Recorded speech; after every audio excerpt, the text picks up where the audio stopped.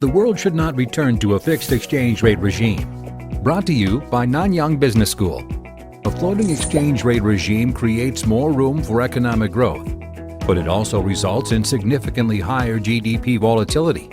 While the world was, by and large, willing to trade stability for economic growth, the systemic threat posed by the subprime crisis in 2008 brought back the debate on whether the world should return to a fixed exchange rate regime.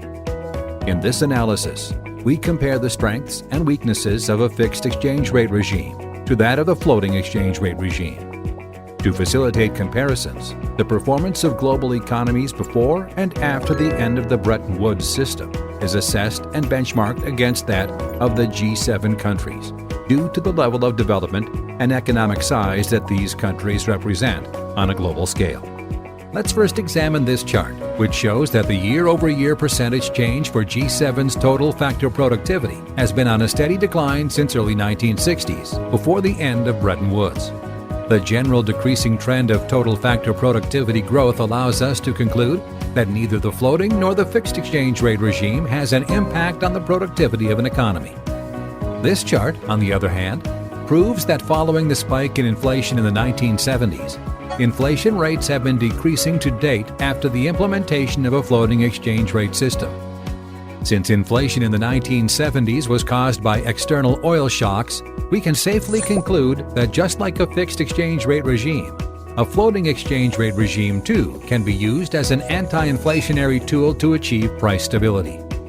This idea is further proved by the fact that a floating exchange rate regime has enabled the Federal Reserve to utilize active monetary policy in response to the oil shocks to effectively contain inflationary pressures.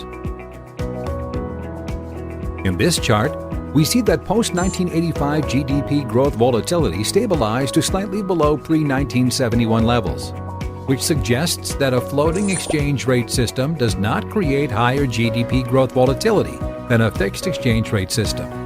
The abnormal spikes in GDP growth volatility in 1970s, as well as between 2008 and 2010, were caused by oil shocks and the subprime crisis respectively. They were not the result of a floating exchange rate system. Now let's examine the economy of Argentina, which points to one major weakness of a fixed exchange rate regime, that is, the difficulty of determining an accurate currency peg.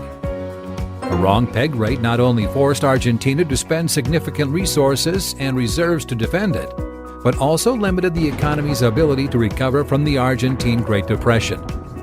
Only after adopting a floating exchange rate system did Argentina's real GDP growth return and grow by an average of 9% for the next 5 years. The abandonment of the USD peg also enabled Argentina to accumulate foreign reserves to defend its currency during the great financial crisis of 2008. Another major limitation of the fixed exchange rate regime is imposed by the impossible trinity, which meant that economies have to give up either free capital mobility or sovereign monetary policy in order to implement a fixed exchange rate system. Given that both sovereign monetary policy and free capital mobility are critical for the growth and development of an economy, it is not worth giving them up to reap the benefits of a fixed exchange rate regime. Considering that there are substantial disadvantages to adopting a fixed exchange rate system, this analysis concludes that the global market should not return to this exchange rate system.